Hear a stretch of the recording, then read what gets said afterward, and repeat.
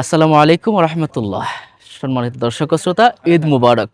আমরা বাংলাদেশে ইনশাল্লাহ আজ রাত পেরিয়ে আমরা ইনশাল্লাহ আগামীকাল ঈদের জামাত উদযাপন করব। আমি আজকে আপনাদেরকে ঈদের জামাত কি করে পড়তে হয় আমরা এটা জানাবো। বিশেষ করে হানাফি মাযহাব মতে আমরা কিভাবে ঈদের নামাজ পড়ব।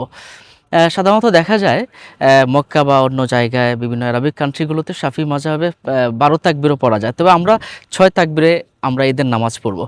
তো 6 তাকবীরে কিভাবে পড়তে হয় আসুন আমরা জেনে নিই। শুরুতে আমাদেরকে জেনে নিতে হবে আমাদের নিয়ত কিভাবে করতে হবে, সেটা জেনে নিতে হবে।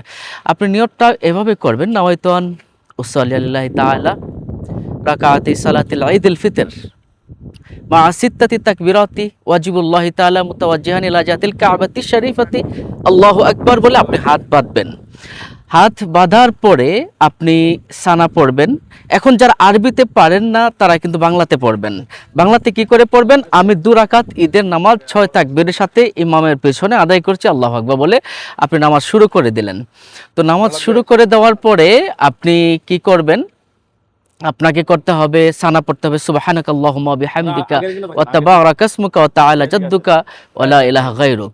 এরপরে আপনি 3টা তাকবীর, অতিরিক্ত 3টা তাকবীর দিবেন। আল্লাহু আকবার, হাত ছেড়ে দিবেন। আল্লাহু আকবার, হাত ছেড়ে দিবেন। আল্লাহু আকবার, হাত বেঁধে ফেলবেন। এই অতিরিক্ত 3টা তাকবীর আপনি দিলেন প্রথম রাকাতে। তারপর যথারীতি আপনি সূরা ফাতিহা পাঠ করবেন। তারপর সূরা ফাতিহার পরে যে কোনো একটি সূরা পাঠ করবেন। পাঠ করার পরে আপনি যথারীতি প্রথম রাকাত আপনি শেষ করবেন। দ্বিতীয় রাকাতে গিয়ে আপনি সূরা ফাতিহা পড়বেন। সূরা ফাতিহা পাঠ করার পরে আপনাকে যে কোনো একটা সূরা পড়তে হবে। যে কোনো একটা সূরা পড়ার পর আপনি অতিরিক্ত 3টা তাকবীর দিবেন। আল্লাহু আকবার, হাত ছেড়ে দিবেন। আল্লাহু আকবার, হাত ছেড়ে দিবেন। আল্লাহু আকবার, হাত ছেড়ে দিবেন অথবা বেঁধে ফেলতে পারেন, কোনো সমস্যা নেই। এরপরে আরেকটা তাকবীর দিয়ে আপনি রুকুতে চলে যাবেন।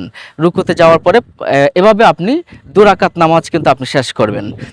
মনে রাখবেন, এই ঈদের নামাজে কোনো রকম আজান একামত নেই।